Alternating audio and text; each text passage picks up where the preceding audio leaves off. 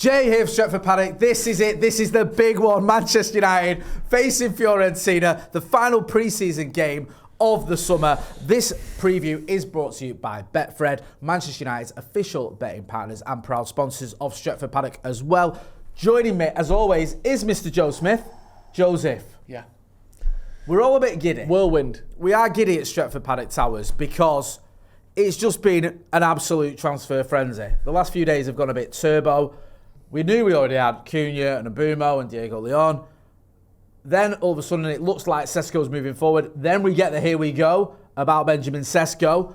Also being linked with Baleba. I mean, it's difficult to keep up, but how are you feeling before we get into our I'm feeling good, and stuff? I'm feeling as though there's a bit of positive momentum around Manchester United, and that we can funnel that into this game and take it into the start of the season as well. I'm very looking forward to this match. I agree with everything you have just said. Now, this is, as I mentioned earlier, the last game we've got before the Arsenal game. So it's a big game for Manchester United because this is the last chance the manager's going to get to, if he's got any experimentation he wants to do, if he's got anything he's not quite sure about, this is the last chance to do it. It's also the last chance he's going to get if he does know what his team is going to look like, what his strongest team is. It's his last chance to play that team before the Premier League kicks off. And obviously, the manager is under even more pressure this season because of the signings we've made. The expectation is going to be a little bit higher than it was a few months ago. I wouldn't be surprised if Ruben Amorim looked at him and went, right, for the players I've got available, the players I've fit, I went with my strongest team. I know we'll get to predicted 11s in a minute, but could you see Ruben Amorim going, look, this is a chance for me to get my strongest 11 out there and give them a run out before the Arsenal game? Yeah, I said this the other day in one of the podcasts we did on tour. The whole point of the pre-season is to get you ready for the season. It's not a timeshare on pitch minutes. It's not a case of we've got 26 players in the squad, they all need the exact same number of minutes. That's not what it's for. No. It's to make Manchester United's first team and first team squad be ready to play Arsenal and the rest of the Premier League games next season. Yeah. That's the only reason pre-season even exists. And to do that, you need to get those players playing together, especially in a system where, I know it's not new, the manager's been here for a number of months, but to some of these players it is new, the new transfers is new, and also we're still learning it, we're still trying to get to grips with it. We certainly didn't play this system to its highest available degree last season. I do think there is still a way to go, and to do that we need to play our strongest team.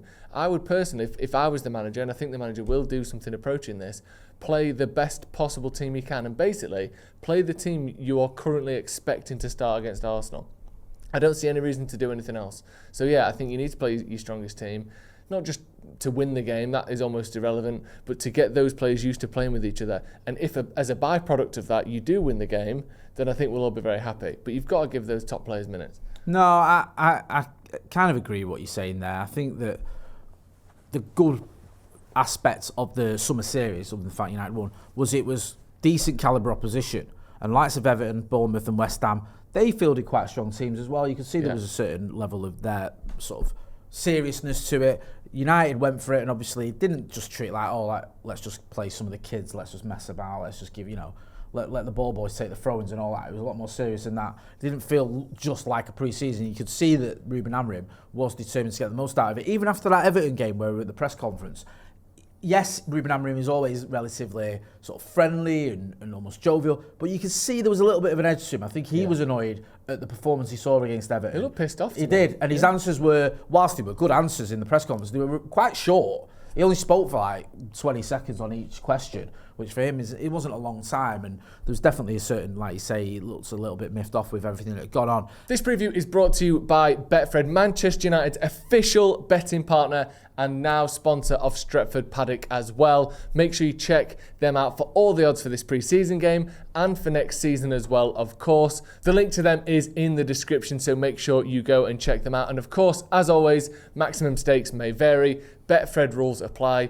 18 plus and be gamble aware as well. And thank you, of course, once again to Betfred for sponsoring the preview. And we're going to get to our predicted 11s in a minute. Before we do so, though, I want to talk about the midfield because I think whilst we know Abumo is going to start, Cunha is going to start, you can argue, I mean, we'll get to Benjamin Sesko already, he's going to be for the Arsenal game in a minute, but you'd expect when he's fit, he's going to start. The front three, you think the signings are going to be the front three. Yeah. Defensively, you think with Martinez out, Euro, De Ligt, Maguire, it's probably going to be them three. Maybe there's a debate to be had about where Aiden Evans fits in, but that's probably going to be that three. It's the midfield that I think is still the question for Ruben Amorim, because we haven't quite mastered or got the right combo where you go, that is definitely your midfield pair. No, because you've got Bruno Fernandes, who has to play. He's our best player. I think even now he's our best player. He has to play somewhere. You've got Kobbie Mainoo, who we all want him to play. Yeah. You've got Manuel Ugarte, who's our most mobile defending midfielder as it stands. You've got Casemiro, who has obviously got tons of experience, tons of quality, but is lacking that mobility. Yeah. And you sort of need to find a way to get two of those four in a cohesive partnership. It's difficult. We saw last season, it is. We saw last season at times it was Ugarte and Casemiro. We saw Bruno and Casemiro. We saw Bruno and Ugarte. We saw Mainoo and Ugarte in pre-season quite a lot. Like you said, I'm not sure Amorim knows who he wants in those two positions. I think up until the Everton game, it was certainly Ugarte and probably Mainoo. Yeah. But Ugarte had a stinker in that game. Yeah, he did. You know, basically, a lot of the players at the back didn't play particularly well in that game. In midfield in particular, sorry, not the back. Didn't play very well that game. I agree. And I think that there's still a lot of questions there. Obviously, there's been these links to Baleba. Until a deal for either him or another player of his profile is completed, we have to find two that can work here. I'm struggling, to be honest. Yeah. And I actually think the manager's struggling. I do think, despite what we've seen over pre-season or in that Everton game, I do think Ugarte is probably the best bet, just because he wins the ball back better than Mainoo or Bruno and is more mobile than Casemiro. But I don't know. I don't feel hugely confident in any of them. Do you have any stronger opinions than that? I know I'm a little bit wishy-washy, but I feel like that's the whole point. Even the manager doesn't seem to know exactly what his strongest lineup is. No, I agree with what you said. I'm not just agreeing with you for the sake of it, but I do. You've spoken a lot of sense. I mean, we watched that West Ham game and got carried away. I did anyway. So I looked at Ugarte and Mainoo. I thought, yes, Ugarte and Mainoo against Premier League opposition. This could work. This makes a lot of sense if Bruno is going to play further up the pitch. But then you think he's probably not going to play further up the pitch when we've got all our signings playing, because in that game you didn't have him. Bruno didn't feature, and obviously we hadn't brought in Sesko by that point. So now you have got a front three that you think you'd expect to see. Where does Bruno fit in? He's going to play. So could Bruno and Mainoo work together? That would be my preference, because I love Kobbie Mainoo. Has Bruno got the legs, though, to do the defensive work that Kobbie Mainoo perhaps can't? I know Mainoo can sit deep, and we've seen him do that very well, but he hasn't got the legs to get up and down a pitch, or to maybe cover as much ground in front of that defence as he needs to. So does that work? Ugarte is one of the most up and down players I've seen for Manchester United. There's times when he looks mint, and you think he's just what we need, and there's times when he has a stinker. Yeah. And it is a worry. It really is. And we saw that last season, where the biggest game of the season, the Europa League final, he don't even get off the pitch. And also, let's not forget as well, Mainoo got 10 seconds of normal time in that game as well. So it still feels like the manager's sort of battling and grappling with what he needs to do with this midfield. And unless we go out and buy a Carlos Baleba in the next 24 hours, he's still going to have that problem, innit? He needs to sort of fix it. Yeah. So it is a bit of a conundrum, and it's difficult for us as fans, because we have our favourites, we have players that we love. I think there's an emotional attachment with someone like Bruno, plus you expect him to play as captain. Kobbie Mainoo, we saw what he did in that first season, we all love him, but does that work? Yeah. Can you get a tune out of your guy? Is there still enough left in the tank with Casemiro to do something? It's a difficult one. Get involved in the chat and comments. I want people's thoughts on this. Yeah, I do, because I don't think there's an obvious answer. No. There's lots of different ones, but there's not an obvious one. With all that being said then, let's get into our predicted 11s. This is the team you think Ruben Amorim will choose for the Fiorentina game, and probably a lot of the players that will play against Arsenal as well. Talk us through it. Yeah, so I have done it with that in mind, and there is a couple of sort of notable absentees in there, namely Ahmad and Kobbie Mainoo. Neither of them are starting in my team. Disgusting. And that's because for Arsenal in particular, I think he will favour the physicality and size of Dalot over Ahmad. Okay. I think for most games that might not be the case, but I think the set pieces, I think the running and the hard work and the intensity that Arsenal put in, I think Dalot is just a bit more physical. He's bigger than Ahmad. He's more sort of, I think, athletic than Ahmad is up and down the pitch all game. From set piece, I think he's a better defender. So I think Dalot will play.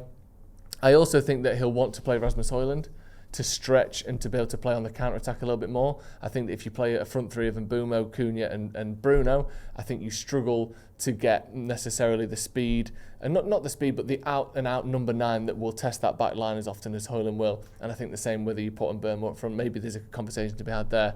but I think he'll play Rasmus Højlund. So that basically sums it up. I think Bayern is going to play in this game. We don't know if Onana will be fit, but it doesn't seem like it. I've gone De Ligt and Maguire. Again, a physicality standpoint, it could either be Luke Shaw or one of those two in De Ligt and Maguire. I think he'll play both of them because it is Arsenal, because of those set pieces, because of their aerial ability. I think he'll want size in there. And basically that's kind of guided my entire picking of this team. I think he'll want size, physicality, and I think the team I've got there has more of that than some of the more kind of popular alternatives in those positions. Yeah, look, what you said, as always, makes a lot of sense to me.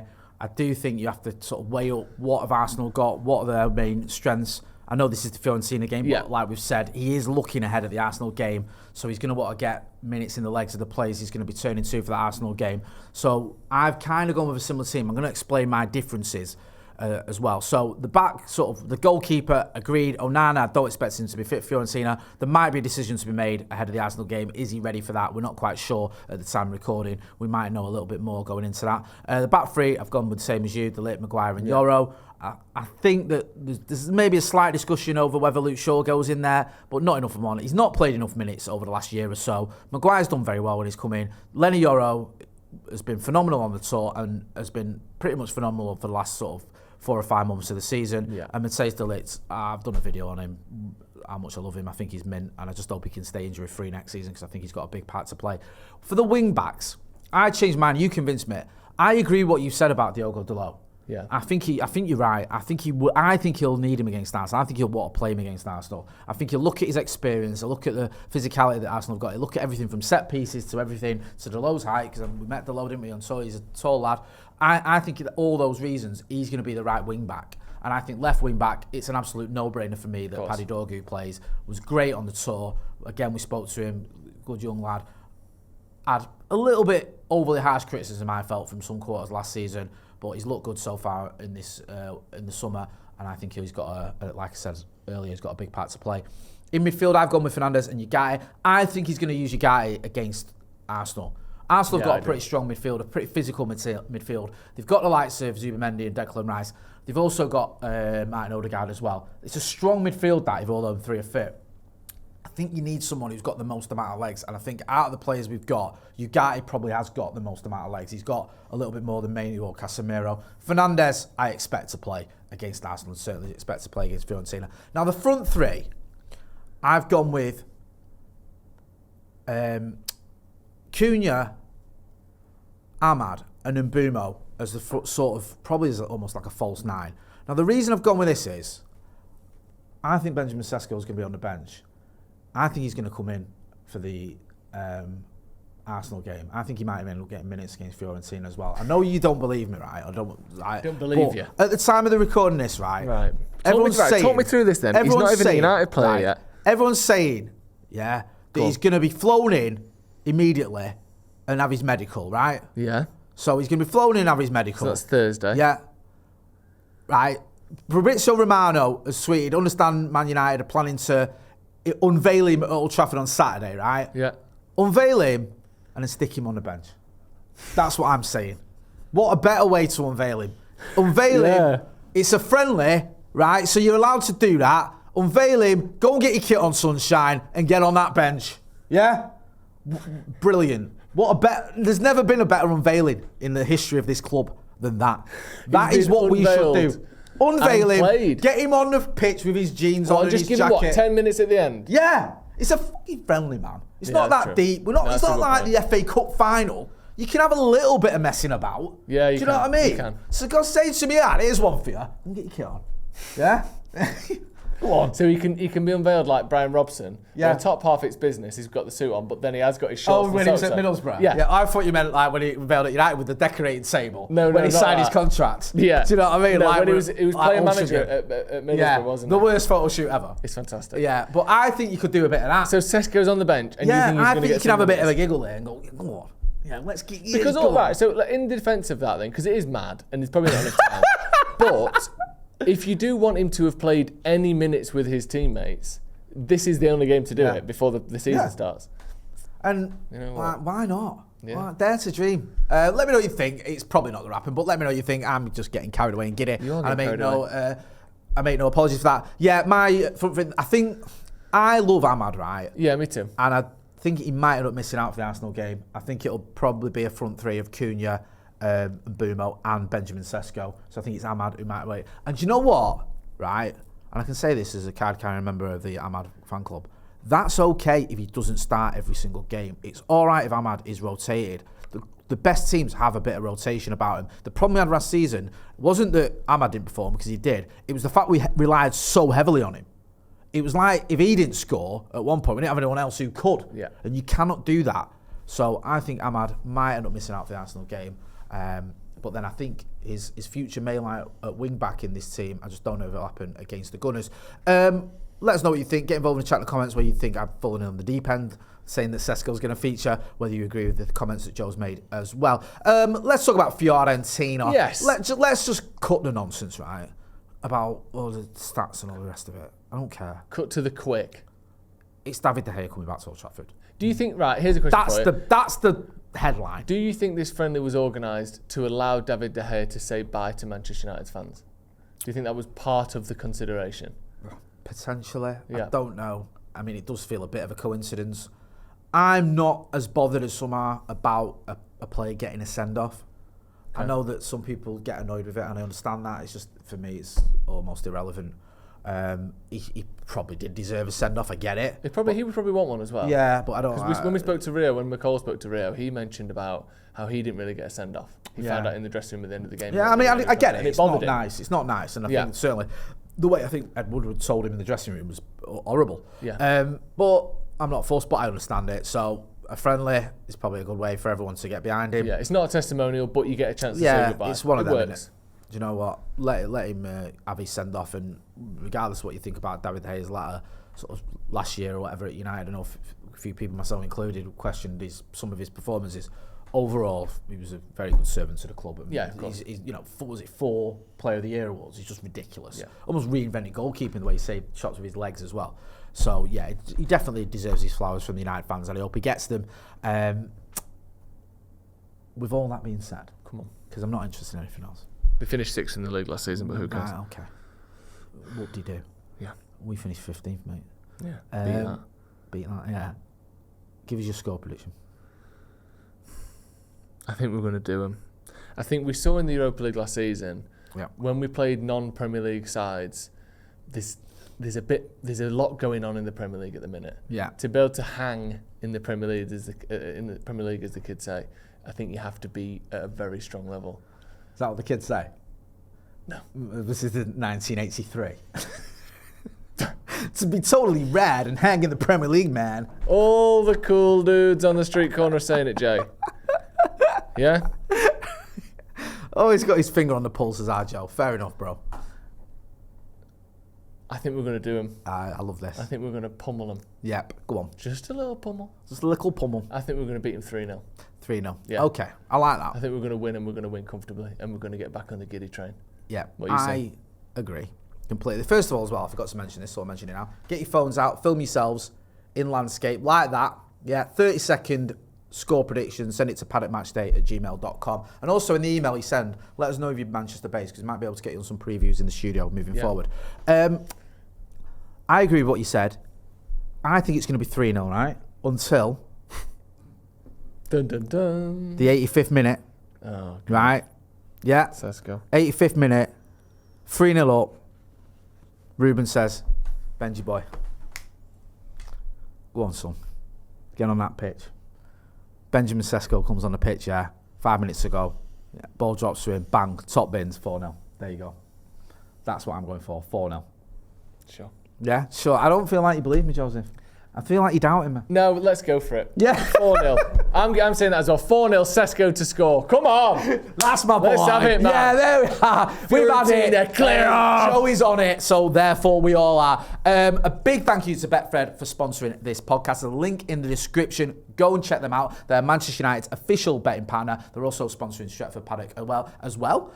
Do remember though, Betfred rules apply. Maximum stakes may vary. 18 plus, be gamble aware. We're going to be here for the watch along, aren't we? Can't wait. Me, you, McCullough. Yazoo. Yes, the big boys. We're out in force for the Fiorentina game, so make sure you are hitting like, share and subscribe. That's been Joe Smith. I've been Jay Motti. This has been a preview. Manchester United versus Fiorentina. Thanks for watching.